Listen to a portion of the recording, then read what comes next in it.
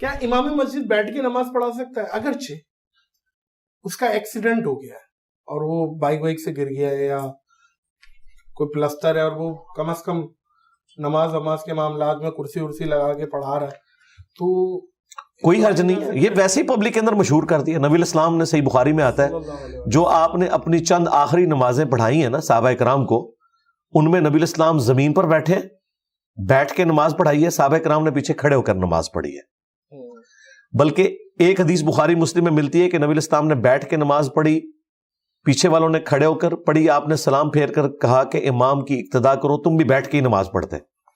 لیکن یہ حدیث امام بخاری نے بتایا منسوخ ہو گئی, کیونکہ نبی الاسلام نے جو آخری نماز پڑھائی ہے اس میں لوگ پیچھے کھڑے تھے, نبی الاسلام نے بیٹھ کے نماز پڑھائی. اسی طریقے سے ابو داؤد میں حدیث موجود ہے, جو نابینا صحابی تھے ابن ام مکتوم, وہ بھی امامت کیا کرتے تھے. عموماً ہمارے ہاں مشہور ہے کہ جی نابینا جو ہے وہ پاکی پلیدی کا دھیان نہیں رکھ سکتا, لہٰذا اس کے پیچھے نماز نہیں.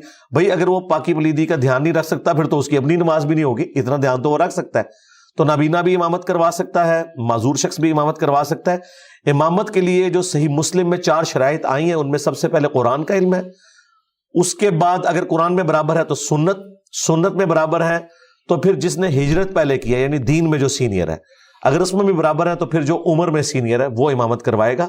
اس میں یہ معذوری یہ سارے معاملات نہیں آتے, یہ خود بخود لوگوں نے اٹیچ کر دیے. ہمارے نزدیک تو ایون داڑھی بھی شرط نہیں ہے امامت کی, قرآن آنا شرط ہے. قرآن آنا ہاں, عربیوں میں دیکھ لیں وہاں تو کبھی انہوں نے کسی کی داڑھی نہیں ناپی ہے. وہ تو آپ نے بھی سفر کیا ہوگا, کتنی جماعتیں ہو رہی ہوتی ہیں مسجد میں, مسافر جب آتے ہیں وہ یہ دیکھتے ہی نہیں کہ آگے امام کون کھڑا, پیچھے آ کے نماز شروع کر دیتے ہیں. بلکہ یہاں پہ ہم اجمیوں کو وہ آگے کر دیتے ہیں, وہ کوئی اور محسوس نہیں کرتے. وہ تو اچھی بات, ہاں وہ تو اچھی بات ہے, وہ تو بہت کچھ ہو. لیکن میں اس میں یہ کہتا ہوں, مجھے یہ بتائیے کہ کیا داڑھی نہ ہونا یا داڑھی چھوٹی ہونا بڑا جرم ہے یا جھوٹ بولنا بڑا جرم؟ ہاں علی بھائی, لیکن وہ ایک عجیب سی, میں اپنا بتا رہا ہوں کہ جو داڑھی نہیں ہوتی اور اس چیز کو تھوڑا ہلکا لیتا ہے, اس کی کوئی بات قبول.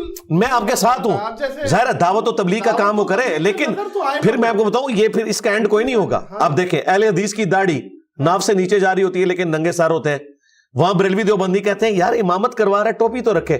یہ ریکوائرمنٹ بھی بڑھتی چلی جاتی ہیں. ہم اس وقت ان پرنسپل فتوے پہ بات کر رہے ہیں, قانون پہ بات کر رہے ہیں, تقوی پہ بات نہیں کر رہے. میں بھی اس حق میں ہوں کہ داڑھی نہ صرف ہونی چاہیے, مٹھی داڑھی ہو, پگڑی باندھے, جو بھی دعوت و تبلیغ کا کام کر رہا ہے ایٹ لیسٹ کسی کو تو ایک رول ماڈل کے طور پر اس پلیٹ فارم کو ایک آرتھوڈاکس طریقے سے, بھلے اسے لوگ کہہ رہے ہیں, لے کے چلنا چاہیے. کیونکہ ہمارے سب کانٹیننٹ کے معاشرے میں اگر آپ کا گیٹ اپ اسلامی نہیں ہے نا, آپ بھلے جتنی مرضی اسلامی باتیں کریں لوگ نہیں سنتے. غامدی صاحب کی ایک عام پبلک میں ناکامی کی وجہ یہی ہے کہ ان کا وہ گیٹ اپ وہ والا نہیں ہے. ادروائز انتہائی انٹلیکچوئل. آج غامدی صاحب کے اپنے اسٹوڈنٹس کے علاوہ اگر کوئی ان کو سنتا ہے نا تو ہمارے اسٹوڈنٹس ہیں, کہ میں نے ان کا اتنا ذہن بنا دیا کہ نہیں علم کی بات حاصل کرو.